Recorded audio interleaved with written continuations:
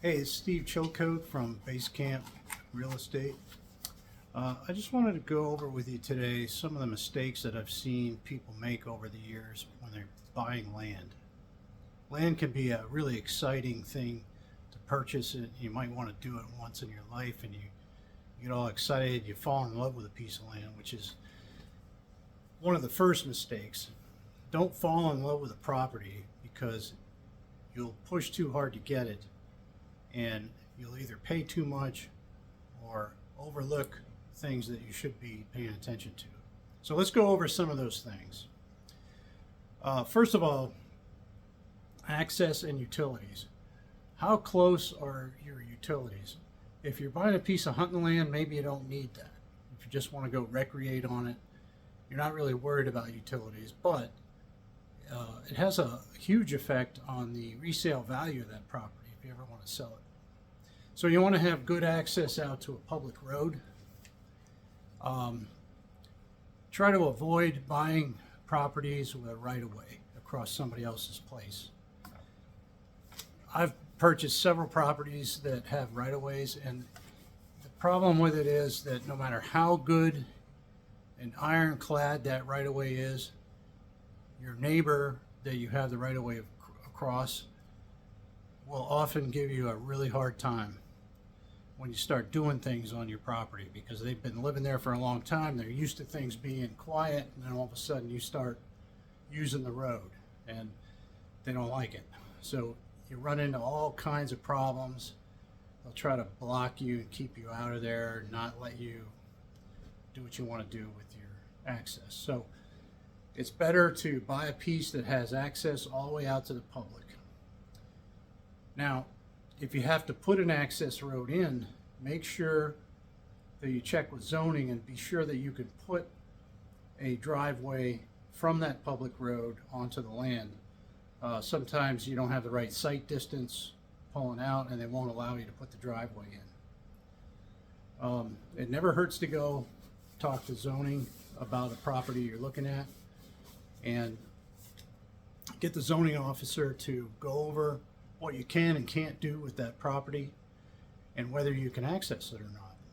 You want to be able to use it for what you're purchasing it for, and a trip to the zoning office is time well spent. What else do we have here? Unsuitable soil. So you have to get a perk test. Usually if somebody is subdividing a piece and they're selling it, they usually have to do a perk test to make sure it can be built on and a septic system can be put in. The other things you have to watch out for is wetlands. Wetlands are something to avoid unless it's strictly a hunting property. Then wetlands can be a great thing because they're great for wildlife. Now, bad neighbors. It pays to hang around the property for a while and see what's going on in the neighborhood. Do you have poachers? Do you have people who have a bunch of dogs that they tie out or let go, let run around, and they're barking all the time and chasing deer? You have people who are collecting junk, and it doesn't hurt to go talk to some neighbors, find out what goes on in that neighborhood, maybe even the police, and just ask the police or the game warden, are there any troublemakers in the area? I was down in West Virginia working on a property recently where there was a rampant poacher living right down the road, and he just kills deer all year round, and he's basically a market hunter. So you don't want that, of course, around your hunting property.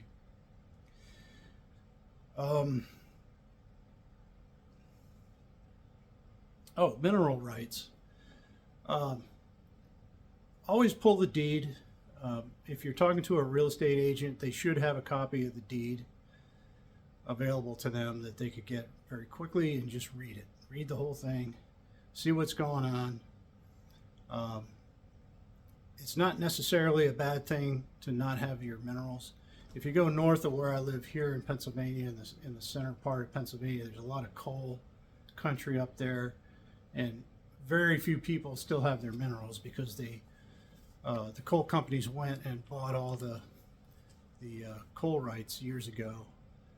most of the coal mining is done with, so you don't really have to worry about people showing up and saying, hey, I'm going to mine coal now. They still have to, you still have surface rights. You know, you still have to have an agreement with anybody who's producing coal. So it's not something to be really afraid of, but it kind of goes to the value of the property. If the place has been all mined and strip mined and not restored correctly, and the soils are all screwed up, the topsoil's gone, the timber's gone, the coal's gone. I call that a carcass. You know, you're just buying a piece of ground that really has no value. So you want to buy that super cheap if you're going to use it for hunting or recreation.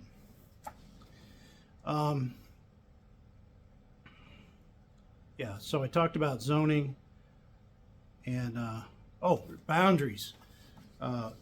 Make sure that that you know where the corners are, and if the property has clear boundaries. You might want to take a look at a survey if a survey had been done.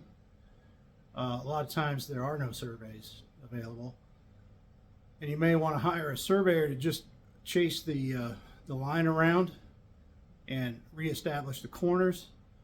That could be money well spent, so that you know where your land is that you're purchasing. It makes a lot of sense. You can't go by what somebody tells you or posted signs. You have to find those corners, take a compass and the deed and trace them out yourself if you want to, and just satisfy yourself that you know where your property is. All right, so those are some things to watch out for. If you have any questions, give me a call. If you're interested in purchasing land in Pennsylvania or southern tier of New York, give us a call and we will try to find something for you. And you can check out my website down below. There are some listings on there, and we'll be bringing a lot more listings onto the website as we go along. So keep in touch, and I'll see you on the next video.